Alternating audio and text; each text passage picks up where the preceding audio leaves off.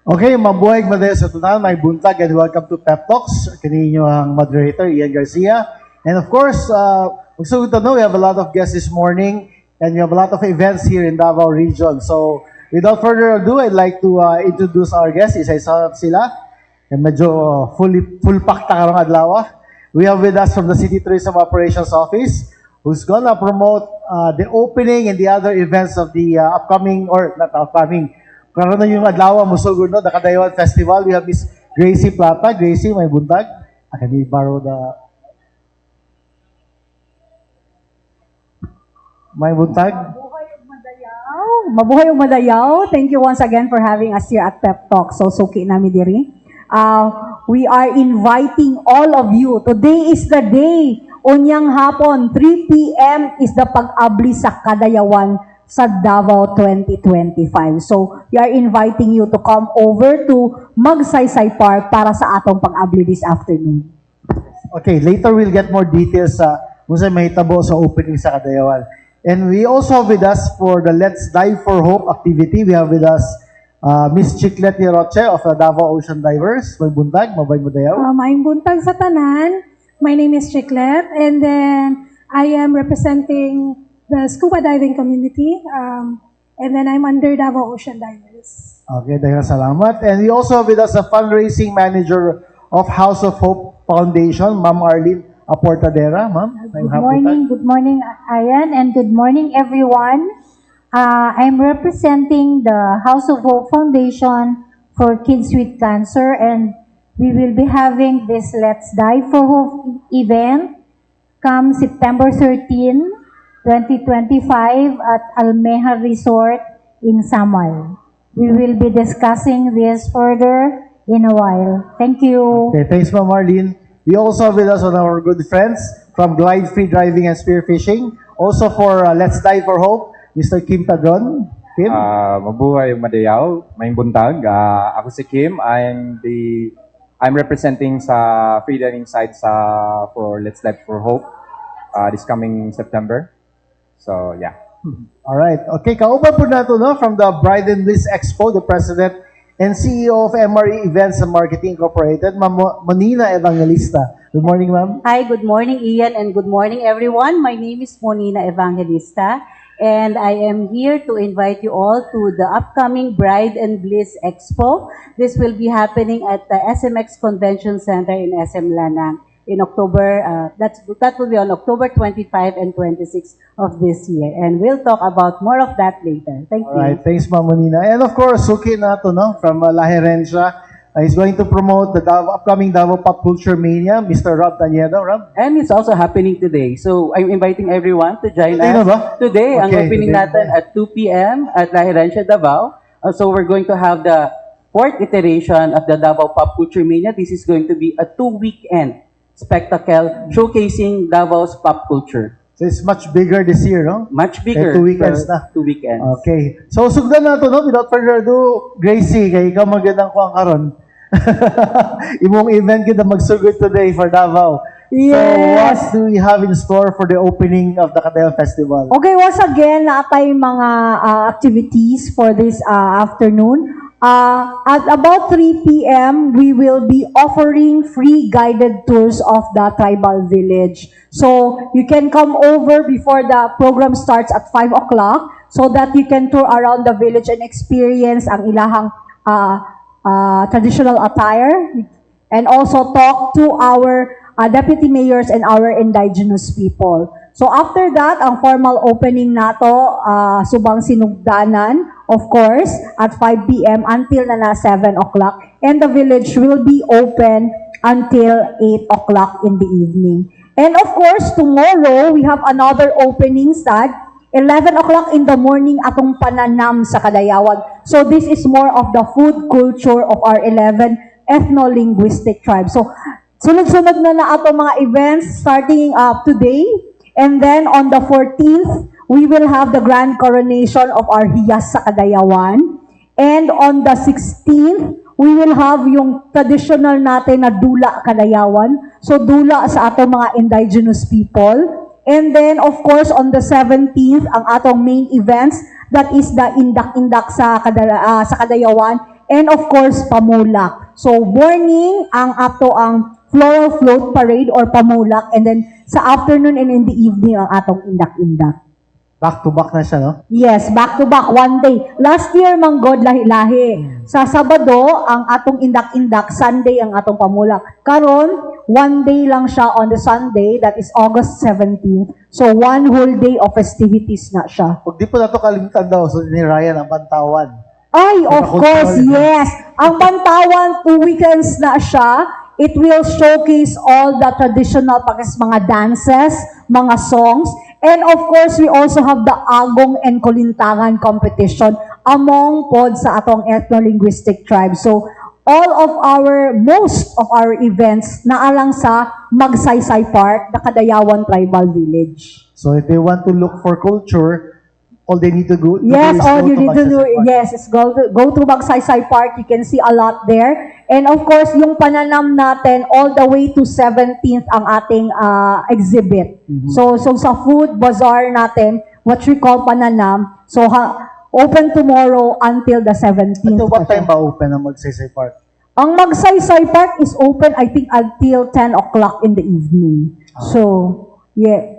11 daw pala, sabi ni Charles. 11 for- So, until 11 o'clock in the evening, so after work, if during the weekday, pwede mo magsuroy-suroy sa Kadayawan Tribal Village. Alright, okay. So later, daghang patag pangatano na mga butang no regarding the Kadayawan Festival. We'll go to Ma'am Marlene, kay siya man ang fundraising manager for the House of Hope. Can you tell us more about inyong upcoming event, which is the ang Dive for Hope? Let's Dive for Hope is not just, a diving event. It is a symbol of courage, advocacy, and solidarity. Actually, it started, ito na-initiate because some of our members, yung mga, cancer survivor, and they have the passion now to do scuba and free diving. So, yun din ang naka-inspire sa amin to have this event. And alam nyo naman na we are not catering only kids with cancer from Davao City, but all over Mindanao. So, we really need funding and public awareness that if, yung early detection, malaki talaga ang survival rate ng ating mga kids.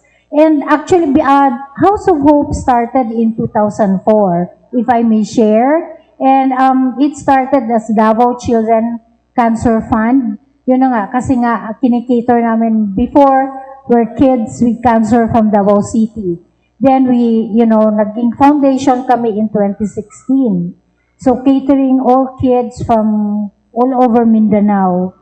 So before House of Hope is a transient home within the compound of Southern Philippines Medical Center. Before it was established, the survival rate was less than 10%. To date, despite the tenfold increase of our children with cancer, we are running almost 60% survival rate. So, ang laking bagay talaga siya. So, itong Let's Dive for Hope, bagong niche na naman ito na discover namin thanks to the help of our scuba and free diving partners here. And we have more partners na involved nito. And this Let's Dive for Hope will be held at Almeja Resort, Azul Resort in Samal. It's owned by the LYR group of companies. Okay. So very, this is a fundraising activity Yes, also it's a for fundraising activity. Yes. So I'd like to ask po si Chiclet and Kim kung sa participation sa scuba and sa free diving for this Let's Dive for Hope. And how can they join? Okay, so mabuhay and madayaw again. So yung sa scuba na aspect, we have certified divers, those who are already divers, and intro divers.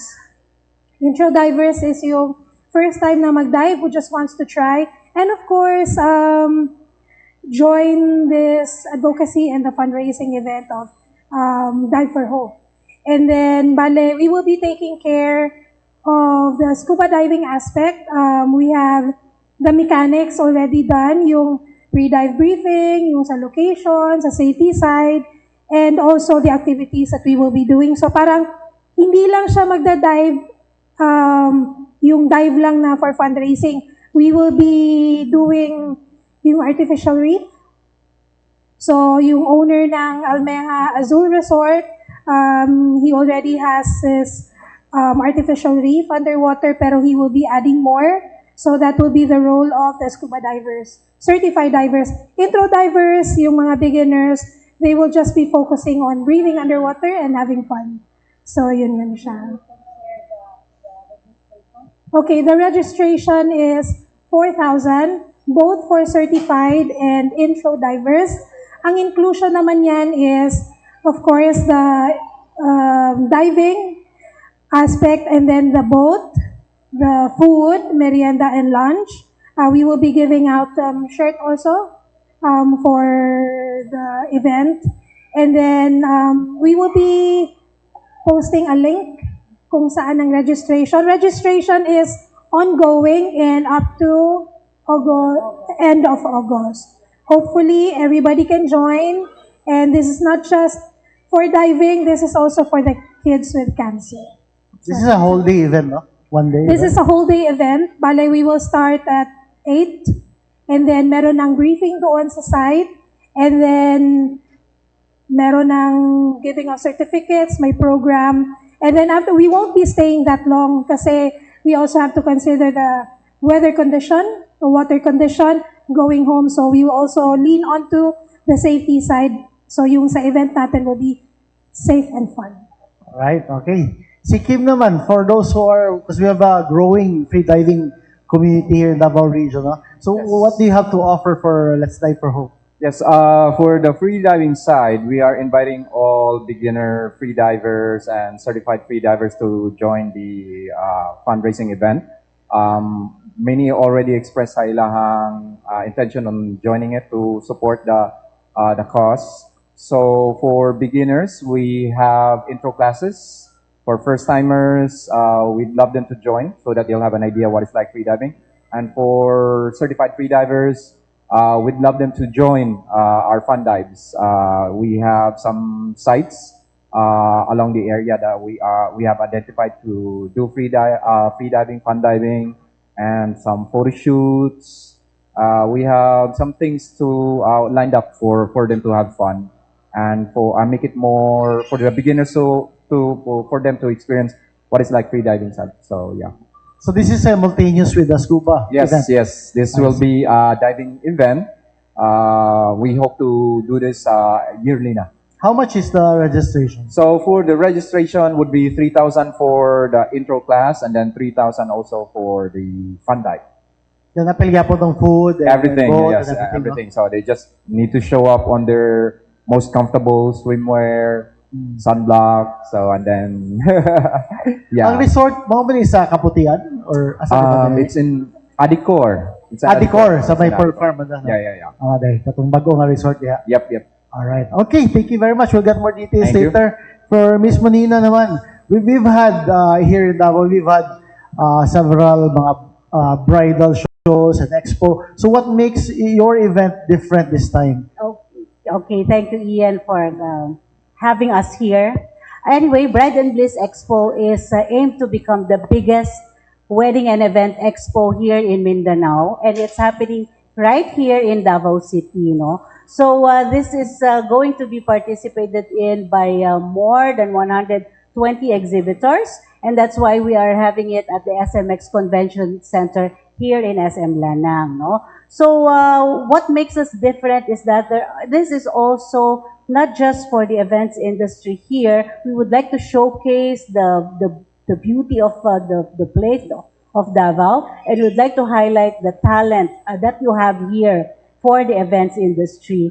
And with the support of the key players and the top professionals and vendors of Davao, this will also be an impactful event, because in line with this, we are launching the Blissful Beginnings Inter-University Competition, which is going to be participated in by the universities and colleges here in Mindanao, we will be having competitions on hosting, cake design and decoration, and we'll also have table styling for during the event.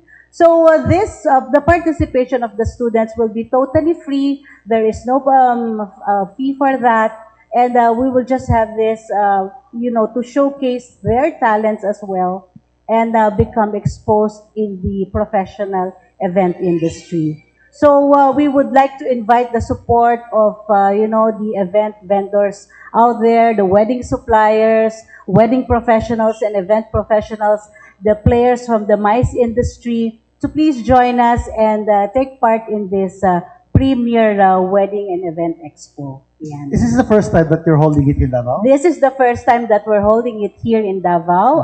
As you have mentioned, Ian, we are based in Manila, but we know the talent and the extravagance of your events here.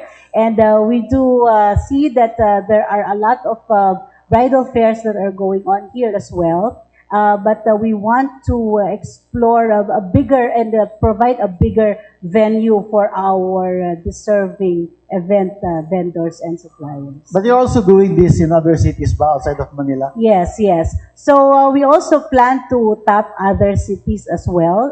Not because Manila has a lot of big bridal fairs already, and if you are you're familiar, no, halos every month, twice a month, we have the big bridal fairs na participated in by 400 exhibitors, ganon kalalaki, no? So right now, we want to explore really the talent and what the other cities have to offer. So Davao is our first stop here in Mindanao, and we would like to do that here on a regular basis as well, maybe annual, no?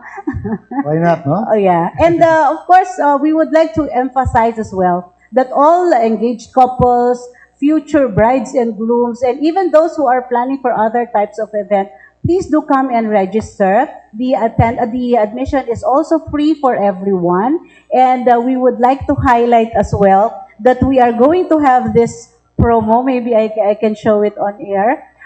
We are there's a grand raffle draw on the day for this 2-day expo. We are giving away 100,000 pesos in cash to the lucky couple who would be booking with some of our vendors on spot. And this is DTI approved already, so we are starting to promote this. So the draw will be on October 26th at the end of the expo. So apart from the 100,000 grand prize in cash, there will be other prizes courtesy of our sponsors and vendors as well. So, Ian, can I also promote another thing? Sure. Okay, so on Tuesday, that will be August 12th, we are going to have a mini event, which is what we call the Expo Insider. So, we are having this. We would like to thank, of course, Rogen In for accommodating us for this event. We are doing this to let the event industry discover the power of Bride and Bliss Expo. This is going to be the platform where we will explain to them, share with them our vision, our plans for the expo, so that, and of course, a lot of the event industry people are asking us a lot of things. So, might as well have a gathering, of all of them, so that we can discuss all these things and how to make this event successful, no? So again, that will be on August 12, 2 p.m. at Rogen Inn. So if you are interested in joining us as an exhibitor for Bride and Bliss Expo, please do come and join us. Our sponsors will also, our sponsors will also be there. So Potency is one of our sponsors, and Cilium Fiber as well. So they will be there to share some samples. And last na, Ian, on the expo proper, there's going to be a lot of media presence as well. We will be shown on One Mindanao News under GMA Network, and they will be covering the entire event. So this is going to be a great exposure for Davao City. Thank you. Thank you so much, Ms. Manina. Rob, so, of course, the Davao Pop Culture Mania is annual po din siya, and it's being people are looking forward to this every year. So, na ba yung mga bagong events for this year? Yes, we got bigger for one. So we're also covering half of the DevCon area, parking area, so that we have additional booths. And in our garden, we'll have inflatables already. So there's our added activities. But this year also it got bigger because we invited several toy manufacturers and statue makers in the Philippines. So we have Legendary Bees coming here, and also Solid Toys and DNA Toys from Cebu. So this is a good way also for our own creatives to interact with the creators, probably get a gig from them, and also promoting the different, also our own creatives and artists also along the way, and also highlighting the different pop culture communities as well.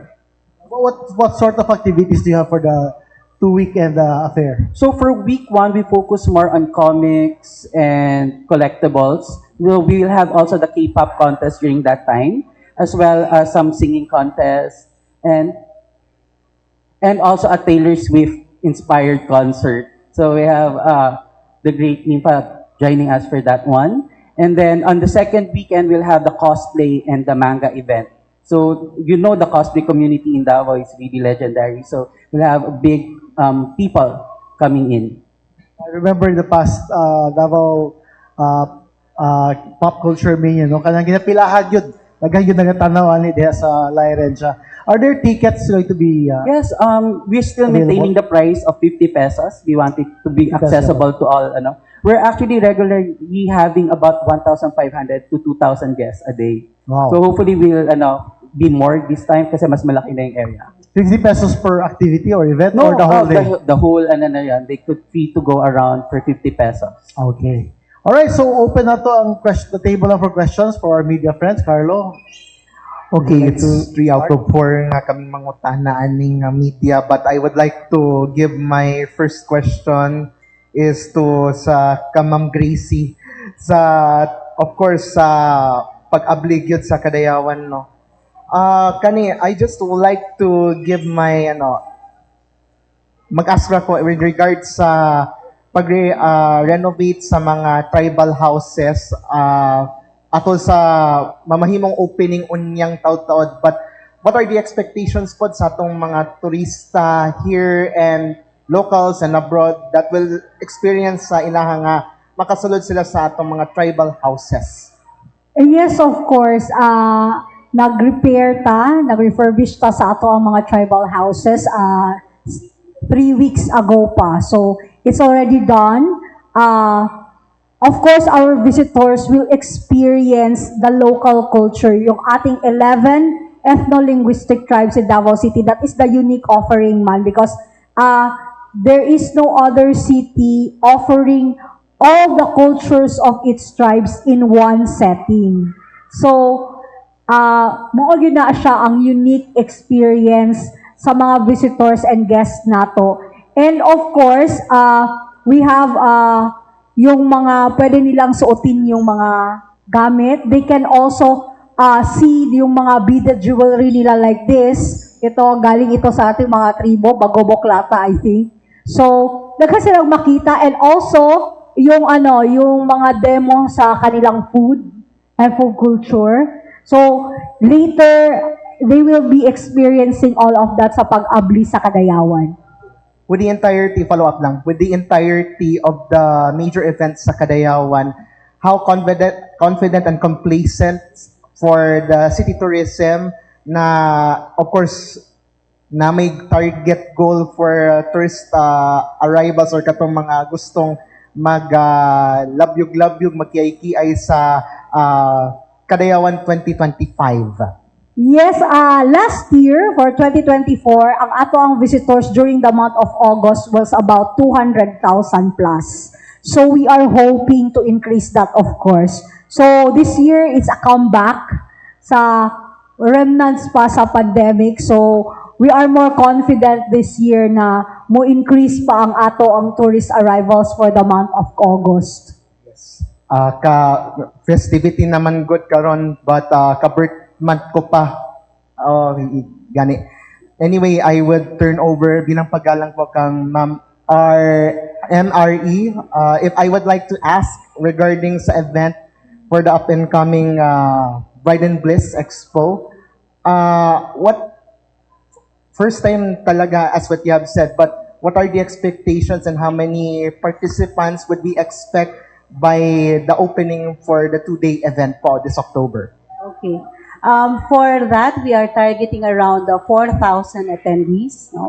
So, because it is a collaboration as well with the local organizations that you have here, that handles a lot of events, and we are doing an extensive promotion through media and other channels, no, like social media, ganyan. So we do have our database that is going to be available for our vendors during the expo. So yun, mga 4,000 ang ating expected attendees. I'd like to ask regarding for the couple wannabes or mga aspiring bride-to-be, how important this is yung if they're planning to see themselves na magpakasal sila in a motif, kumbaga, and also ang mga exact yet yung di baling pricey, basta elegant ang magiging weddings. Okay. Sige, magandang i-emphasize yan, because the importance of those who are planning for an event to go to a wedding expo like this is, number one, they will be ensured that the suppliers or the vendors that they will be getting are curated and legitimate, no? Kasi we will not be allowing fly-by-night suppliers to join the expo. In fact, alam nyo naman, the city mayor's office will be requiring everyone to be getting a permit during the expo. So that's one. Ma-ensure sila na yon, sigurado sila sa vendors na makukuha nila. And also during the expo, the exhibitors will be giving discounts and freebies to all of those couples who will be booking on the spot. So isa yan sa mga advantages, no? So instead of them getting the regular rates, they will definitely be getting special rates from our exhibitors. And syempre, when you go to an expo as big as this, it's going to be convenient for the couples, no, soon to weds. Kasi andoro na lahat. So if you're looking for a venue, a caterer, a designer for your gown, stylist, lights and sounds provider, photographer, videographer, makeup artist, jeweler, etc., etc. Ando doon na lahat. It's a one-stop shop. Yes, ma'am. So malaki ang magiging convenience sa mga soon to weds at lalabas na mas mura for their planning. Ma'am MRE, I hate to ask this, but what sets apart for this Bride and Bliss Expo compared to the others? I know you don't want to talk about this regarding competition, but what sets apart compared to some other expos or in relation to weddings? Okay, so for our exhibitors, no, or our suppliers, we would like to highlight that they will have an extensive platform to showcase their products. Unang-una, SMX has a big venue, so the space that we are giving them is big. The ceiling height is extensive, so maski maglagay sila ng decorations dyan na 10 or 12 feet, we are going to allow that, no? So showcasing their product and services would be definitely more extensive than the other bridal fairs here, no? So that's one. Number two, the coverage is going to be very extensive. With our billboards and media exposure alone, we are, with the statistics would say that we would be able to reach about 700,000 households here in Mindanao. So, hindi lang within the city itself, but as far as Cotabato, General Santos, even up to Bacolod, well, within Mindanao, we have an extensive media exposure for that. And of course, another thing that would set us apart is it is going to be impactful. Yun yung sinasabi ko kanina na you are, as an exhibitor, are supporting the students of the hospitality industry because we are supporting the expo and in turn, giving this exposure to the students. na magiging future players din ng event industry. And of course, another thing that sets us apart, magbibigay kami ng 100,000 pesos in cash to the lucky couple, no? And doon naman sa mga students, the cash prize that we have for now is at least 50,000 pesos for the students who will be participating. Okay. With due diligence sa uban natong media friends, I'd like to ask to Ma'am Arlene, since na some of the shows for a cause which ang gipili na beneficiaries, of course, House of Hope. But how confident yun when it comes to after the event, muduaw yun sila for, syempre, to give back ra yun. And what is the impact yun sa atong mga cancer patients nga nakaduaw sila sa House of Hope? Actually, like this, no? It's a new niche sa community kasi first time ito na ang ating mga target supporters are diverse. So, malaking impact yun. Actually, yung impact na magiging effect nito for our cancer patients, definitely this will help us fund their medication, both the medical and non-medical needs of our children. Kasi nga, at this moment, we have actually 34 patients na naka-house sa House of Hope. These are patients from outside Davao City. On top of that, meron din kaming separate hospital. We call that Children's Cancer Institute. So yung mga children na kailangan ng treatment, naka-house sila doon sa CCI. So, yun siya. Last on my end, it's either to Ma'am Chiclet. If, with your kind indulgence, I'd like to ask talaga regarding sa mga, sabihin na lang natin, katong mga, dili pa kay experience nga mag-dive, although nga, di naman good tanan nga, ingon nato nga, kabalo mo langway, but of course, how prepared yun, not katong mga non-divers like me, nga moingon na for Na proper interested, training, no? yeah, for proper training talaga. Anyway, before ko ibigay kay Chiclet, I would like also to acknowledge JR, the better half of Chiclet. Tandem ito sila sa scuba. So, I would like to thank talaga din JR and Chiclet for helping us out in this endeavor, in this event. Okay, so yung sa tanong mo, anybody can dive. Anybody who wants to dive can dive. Kasi diving is safe. Mas safe pa siya kaysa sa mag-cross ka sa street.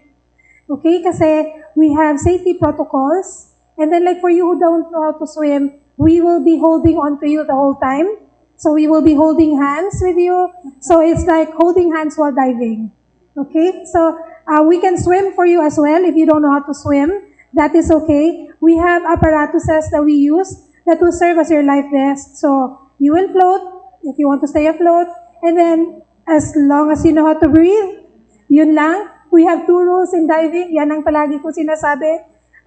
Do not forget to breathe and enjoy your dive. So for those who are aspiring or for those who are interested to do intro dive, to try out, you are very safe. We will take care of you. You are in good hands. Also, yung safety protocols also, we have been in contact, we have been in touch with Samal Island na city government, and then they will be providing us with, of course, yung sa emergency needs, okay, ambulance, and yung sa boat, pag-transport, and all the medical needs that kailangan natin. And also, what do you call this? Yun na naman yata. Yung sa free diving naman, yung meron kasi silang intro to free diving. So, iba din yung discipline nila, pero I would like to pass. If he has any questions about freediving. Oh, yeah. Oh yeah, about the preparedness on the event, we at Glide Freediving and Spearfishing, we are not strangers into hosting this kind of events. I think we are the most qualified to handle this big kind of event. With the help of local LGU of Samal and Department of Tourism, all of the logistics are being provided na for our divers for them to be dive safely around the resort and to the designated area. And for the first timers who'd love to join, who'd love to learn how to free dive. So yeah, everything has been covered na siya. All right. Okay, before I hand the mic to John Dino, madungag lang ako. How many participants are you expecting for the event? Kasi kabalo ko carry capacity or? Yes, for now, for the free diving side and our fun dive would be 20 for now. 20. But if people would come in to help us, then we can extend the numbers. And if mostly mga certified free divers ang mo join, then we can extend pag yun siya. So, Same with scuba? Sa scuba, we are limiting it to 30 participants. 30. Yeah, 30 participants combined sa certified divers and intro divers. By the way, we have Davao Reef Divers, so they are partnering with the House of Hope event. So they're all certified divers. So yun, kasali na yun siya sa 30. We are limiting it to 30 para at least quality naman yung dive nila, hindi yung madalian, and then quality is better than quantity. Yung gusto mag-sponsor, we are not limiting it to registration.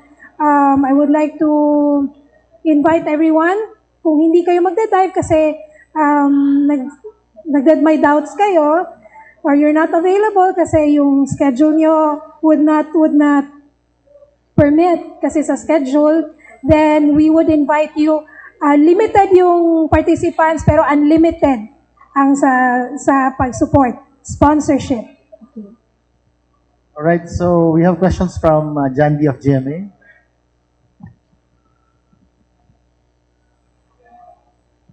Hello po. Good morning kay Ma'am Monina. Hi, Ma'am. Since na-question na po lahat about the event, I'd like to ask lang, since event is part of the creative industry, may I ask, how's the support mechanism of our government towards our creative industry? Sir Dexter can also answer. Okay, so far, we have been very appreciative of what the government has been giving us, no? The support of the Davao City Tourism Office has been very advantageous for us because they have started to promote our event already, you know. They are very keen into highlighting the city of Davao as a destination venue, not just for weddings, but for MICE events as well. And this is the reason why we are also contacting and collaborating with big corporations in Manila to join us here during the expo so that they know already, they would be exposed to the beauty of the events industry here and the many beautiful places that Davao has to offer. So very maganda ang collaboration natin with the government. The support has been truly well, surprising, if I would say, no, especially the speed bilis. Yun ang tawag namin doon, no? Speed na bilis pa ng Davao government, no? When we need, things from BPI, for example, from the mayor's office, from the Department of Tourism, they are very, very helpful. So I believe that the creative industry is not being left out here in your region because, true enough, you have a beautiful place. So showcase it, right? Anything to add, sir? Yes, talking about creative industry, actually we had a meeting yesterday with Sir Akak Kasaysay. We're preparing for the upcoming celebration of the Creative Industry Month on September already. And in fact, they pointed out of the different types of creative industry, identify 15, inclusive also of our indigenous art. So that will be part of the colloquium that we're planning to have by September. To Ma'am Molina, you said that there's a lot of support. No, what particular support mechanism that you can point out, that you can highlight also coming from the government or the local government? Okay, first off, the very first audience request that we had with the tourism office was immediately a fruitful meeting with them. They already connected us with several organizations here that are involved in the events industry. They have a database to that, so they freely, shared those information to us so that we can immediately connect with them. They also did mention that if we need media exposure, they can help us to help us as well. And they have continuously been inviting us to city events that you have here. Like, of course, the Kadayawan Festival that we have right now. And this is also why we are here at this point in time, because we are here to join your events as well while we are here. So, very close ang communication namin with the tourism office. And apart from that, syempre, sa city government, we are inviting them also during the expo. So, we are hoping that the ribbon cutting ceremony will be done by the city government representatives, and the DTI will definitely be there as well. You have something to add, Sir Dex? It's actually the same. The government is really supportive, and we're happy also that our event has been recognized by the DOT also. Tourism. So it's a good plus for us that our events started to be recognized by the government, and it's a sign of support. Right, thank you. Hi, Sir Kim. I'd like to ask, the diving here in Davao region is growing. So Yes. how is it, especially in Samal Island, in Davao City? So how many travelers, if you can, on an average, how many travelers na you cater? How big is it right now? So right now, for the month of August, we are expecting arrivals from outside the country, vacationers. Usually, around the month of August, yun na siya. On a year-to-year basis, the percentage of my students would be for people or students outside the country would be like dili siya na nakadaghan. Probably around 5 to 10% siya. Mostly local tourists ang interested. So yeah, and we are hoping to get that higher for this month or the next coming year. So mostly here on biggest challenge mo nato here for diving here in Davao region or Mindanao. In particular for promoting diving. When everyone talks about diving here in the Philippines, it's always Visayas and Luzon, and we have a lot to offer yet. I've been around the Philippines, and we are underrated yet siya. The only difference is, so what I always tell them is, with other places, diving areas in the Philippines is convenience. But when it comes to natural resources, corals, it's amazing what we can offer. So we just have to work on that one for the tourists to come here. You already mentioned it, but can you describe it more, especially sa mga tourists natin who wants to try diving, what they can see under our diving spots and the description. Yeah, just to add to that, DOT hosted 2 weeks ago. They hosted scuba divers, instructors coming from Thailand, na mag-explore around Davao region on what we can offer and based on their feedback, it's much better than Thailand.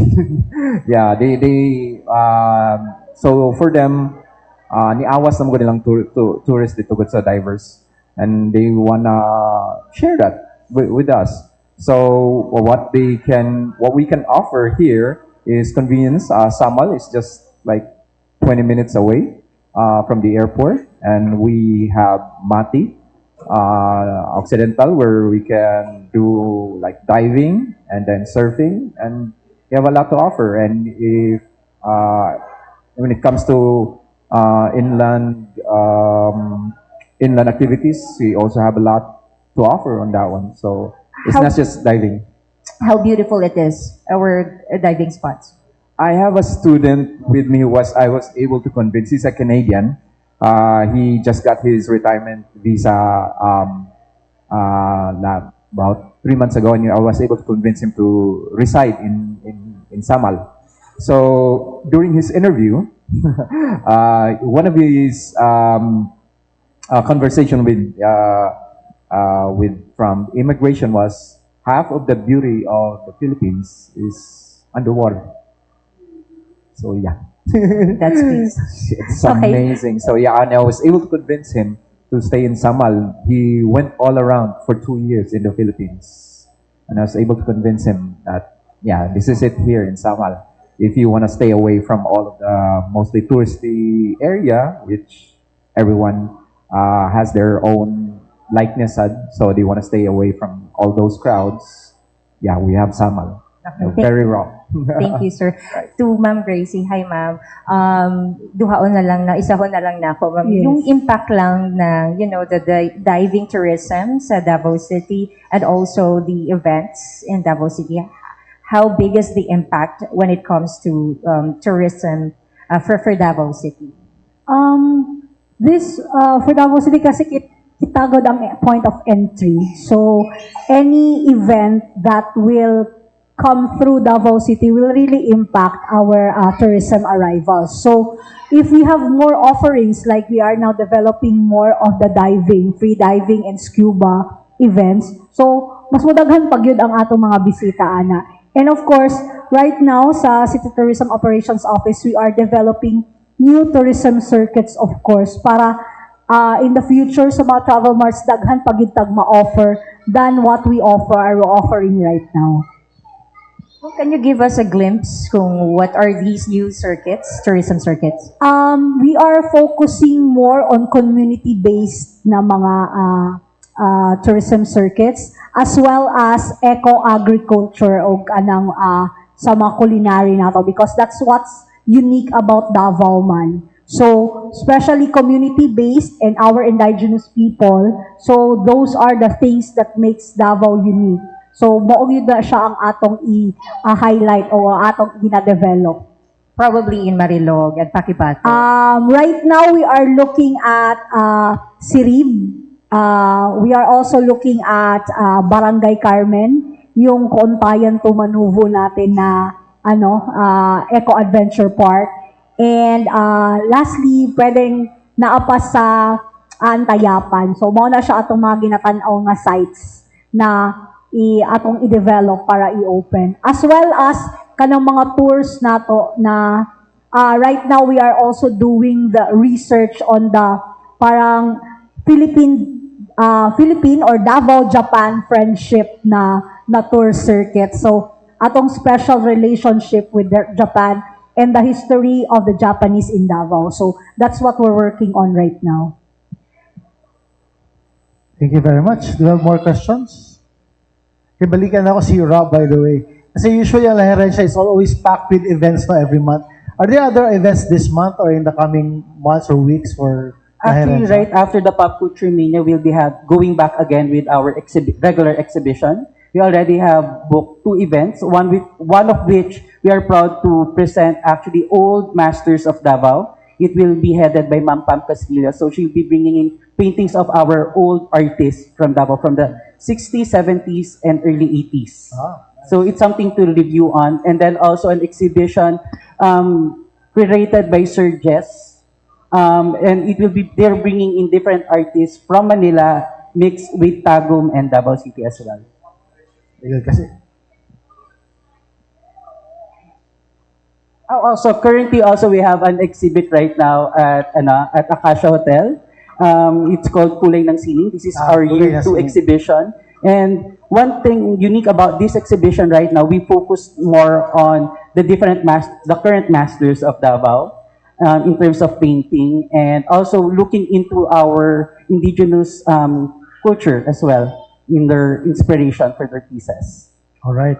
Fully packed yun ang, ang atong art community Actually, here. we're fully booked na po. As of yesterday, fully booked na kami for 2026. Wow. So expect Okay. more art events for next year. Alright, great. That's good news for us here in Davao. To Ma'am Arlene, Ma'am, is this the only fundraising activity that you're going to have this year for House of Hope? we have more online na mga events. If I can share it. So aside from the Let's Dive for Hope, we are coming up with Mission on Bike. I think it's the 8th year of Mission on Bike. Ito yung mga bikers. This will be on September 28. This is sponsored and initiated by the LYR group of companies. I think as of now, ang mga registrants natin is more than 1,000 na. So yung venue nila, yung ano ng kanilang ang route nila will be Maragusan. That will be on September 28. And then we also have upcoming concert for a cause in November. Here in Davao is November 22 and meron din kami sa Manila on November 19. Ayun. Kasi we cannot stop, we cannot stop to do fundraising kasi every year nag-i-increase ang ating new cases ng mga children with cancer. So yun. And we are very fortunate also na, aside from, actually, ang role ng foundation is, the Southern Philippines Medical Center is supported by the government.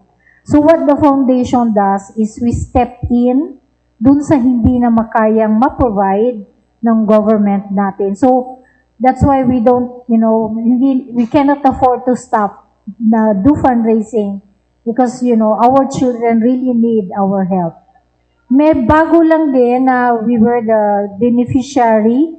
Yung if you've heard about the Davao Tattoo, last weekend lang, Saturday, Sunday. So they were participated by, not from Davao City lang, but international. We had like visitors from Vietnam, Thailand, Bangkok, Singapore, and very, very, very successful yung event.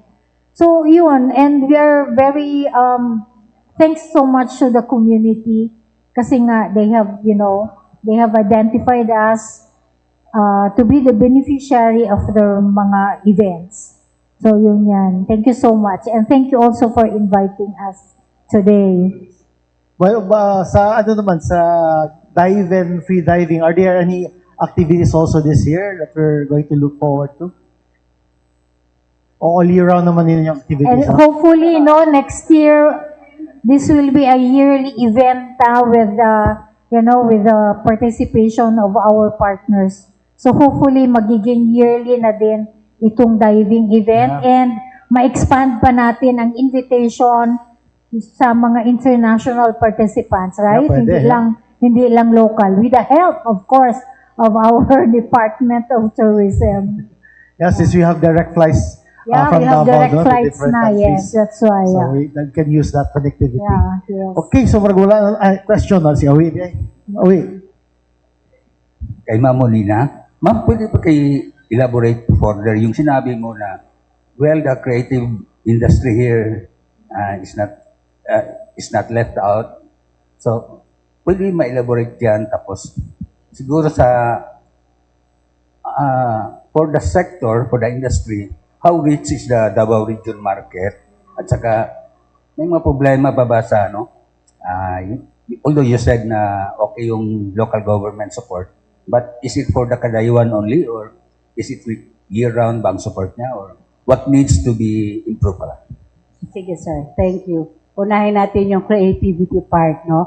Actually, just in this group alone, no, you can already see the richness of the creative industry here in Mindanao, in Davao, no. We have all the events that the TOT is supporting, and the art and the culture that La Herencia is also promoting, no. So totally it is not really left out. A lot of events are happening here. We are following all the activities that you have here in Mindanao, in Davao, not just on the government side, but even in the private sector. Everybody is very active in uplifting this industry. So, on the next question, about, ano naman? Yung mga local government support. Okay. For the government support, like what I said a while ago, sir, the response to our requests is impressive here in Davao. Of course, we know we have worked with a lot of LGUs all over the country, and that is one thing that has been accentuated really to our team na ang impressive ng response time ng Davao City. So, hats off to you on that. And the third question again, sir? Ito na lang.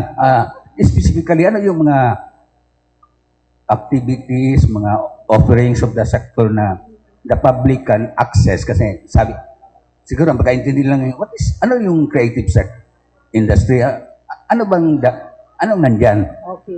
So, the creative industry, I think, sir, is to highlight not just the country's culture, but the talent of the people that you have here. So, for example, yung ongoing now, Nakadayawan, meron tayong beauty and popularity contest. Ano ba ang tawag dyan? Hiyas, okay, napupunta kami dyan nun. So, hiyas, meron tayong hiyas competition, no? So, that's part of the creative side.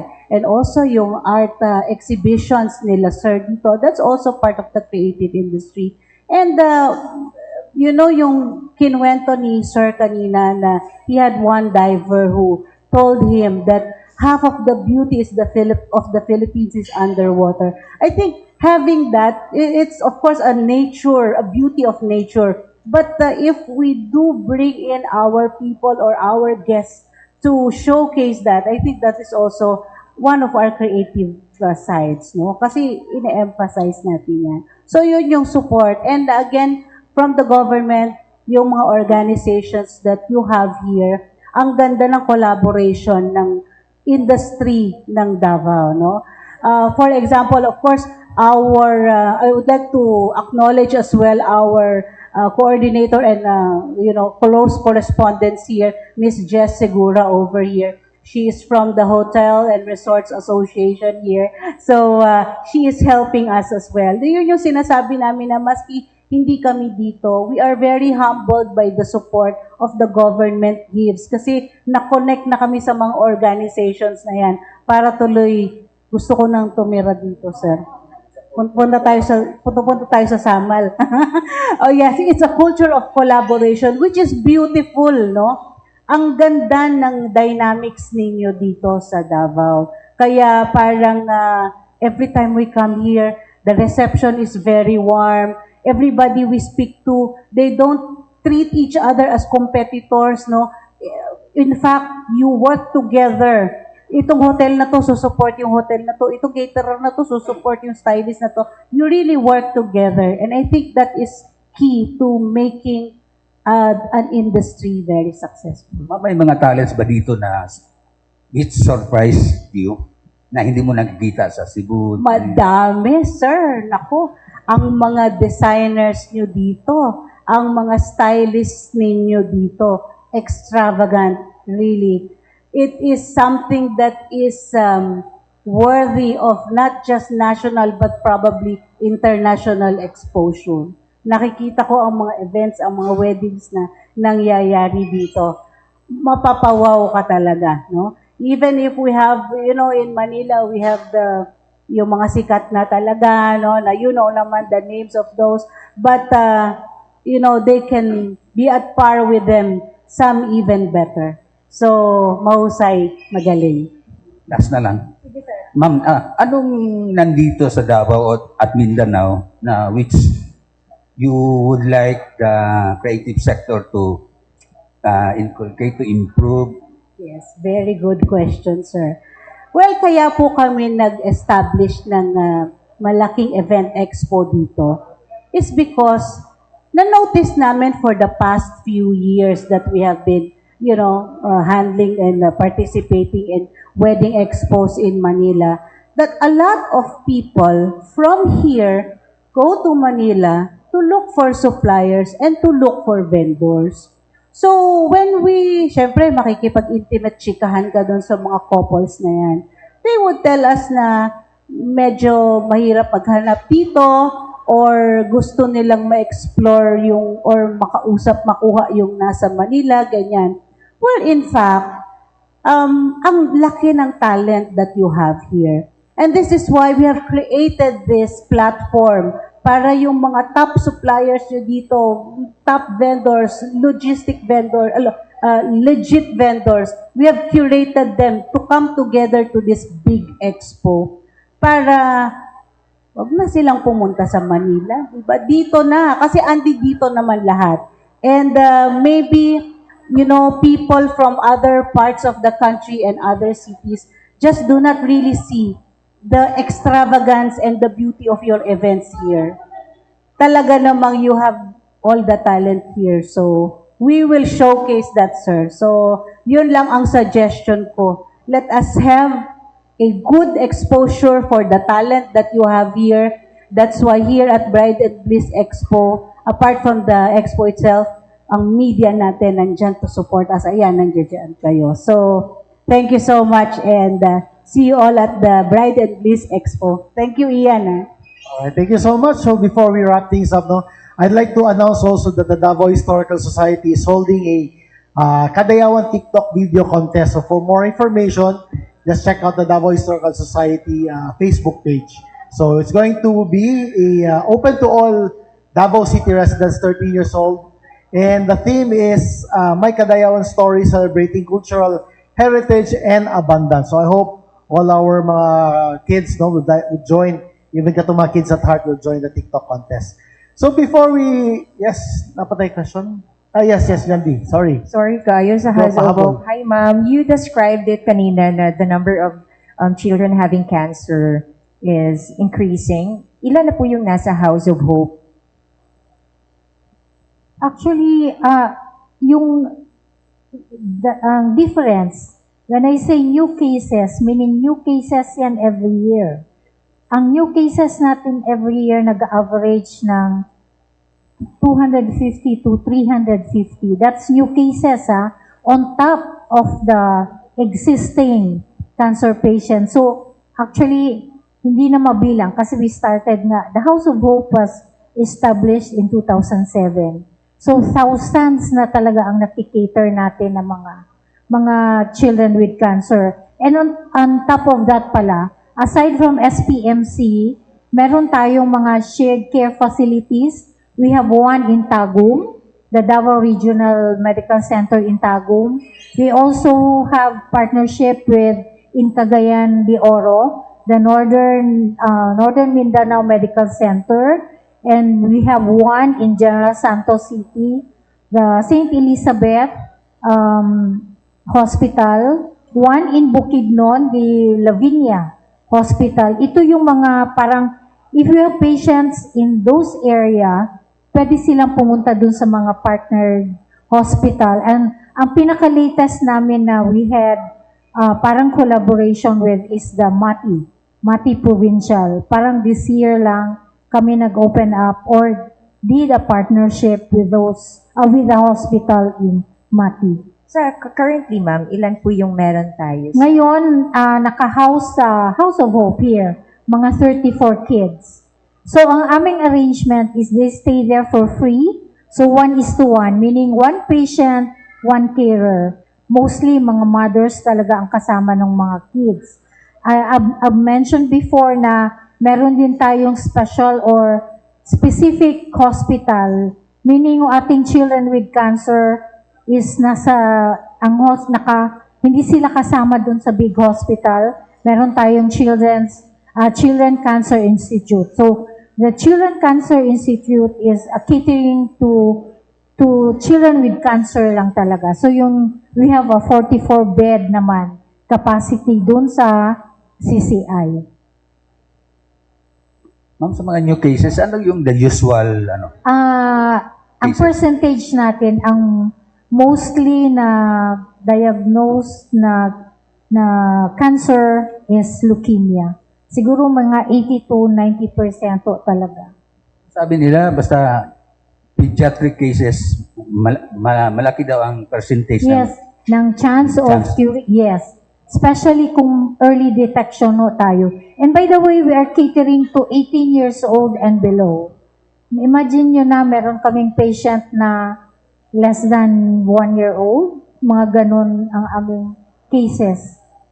As I've said nga, when the House of Hope was established, yung survival rate natin increased from less than 10% to almost 60% now, ang survival rate natin. Ilan na po yung na-cure, ma'am, if available? Thousands na, ma'am. Thousands. Thousands na talaga. And what's very nice also pala is, we have this Survivors Day every year, every December 8. So ito yung parang reunion ng mga children na nag-survive ng cancer. When we started this, I think in 2007 din, I think we only had, 11 or 14 kids na nag-attend. You know, every year, despite yung COVID, this year, we're expecting mga 600 siguro children who will be attending the Survivors Day come December 8. Dito din namin gagawin sa SMX. Okay, thank you so much to our media friends and to our guests. I'd like to ask for maybe parting words from our guests. We'll start with Rob to invite again our friends to join your activities. Okay, inviting everyone to join us in our opening this afternoon at 2 p.m. at Lahi Rancho Davao. The Davao Pop Cultures Mania, also titled Cirque. So it's a circus event. Ms. Manina? Thank you, Ian. And again, Bride and Bliss Expo, October 25 and 26 at the SMX Convention Center here at SMCP Lanang. And for potential exhibitors and vendors who would like to join us this coming August 12, that would be at Rogen Inn, 2 p.m. to know more about Bride and Bliss Expo. Thank you so much. Thank you, Tim. So this coming September 13, Let's Dive for Hope. We are inviting certified freedivers and non-certified freedivers to join this dive event for a cause. We will have intro beginners class for the non-divers and also for the experienced divers, freedivers. We have fun dives. So we'll see you guys there. Thank you very much. Thank you, Ma'am Marlene. So, once again, we would like to invite the community, yung mga diver, free dive and scuba divers na enthusiasts to join us in support the Let's Dive for Hope. September 13 at Almeja Azul Resort at Samal Island. Thank you. Chiclet? Okay, so again, September 13, see you all there. Scuba divers and intro divers for those who want to try and support at the same time. See you there at Almeja Azul, Samal Island, September 13. And for more details, you can check our Facebook account, Kids of Hope. Nandun na lahat ng details. Thank you so much and good morning. Atong hiya sa Kadayawan. Gracie. Hindi ako hiyas-hiya lang siguro. Sige. Of course, mag-aablihan na yun ang atong Kadayawan 2025 today at 3 p.m. sa Magsaysay Park, Kadayawan Tribal Village. We will be having free guided tours before the formal program will start at 5. And of course, para dili malangay atong kiay-kiay o labyog-labyog, reminders lang, now, we will not bring backpacks to our venues as well as yung mga tumblers na hindi clear. So, clear bottles only and no backpacks. And of course, magdala mong di mo pwede magdalag payong and other kalaganing mga Swiss knife and all, kay makonfiscate siya. So, kana siya. And of course, bring your best selves sa panahon na itong mga activities. And of course, we can assure you na secure ang atong activities because the other day, we sent out 19,000 personnel from different groups sa atong public safety. So, Navy, NBI, PDEA, Police. So, all the major events and the accredited Kadayawan events, meron talaga yang on standby for any kind of emergency. So, today, 3 p.m., Kadayawan Tribal Village, kita-kits po tayong lahat. And on that note, daghang salamat sa tanan. And of course, this is brought to us by the Department of Tourism Davao Region and SM Lanang Mall. So daghang salamat to our guests and to our media friends, and hope to see you in 2 weeks for Pep Talks. Mabuhay Madayaw.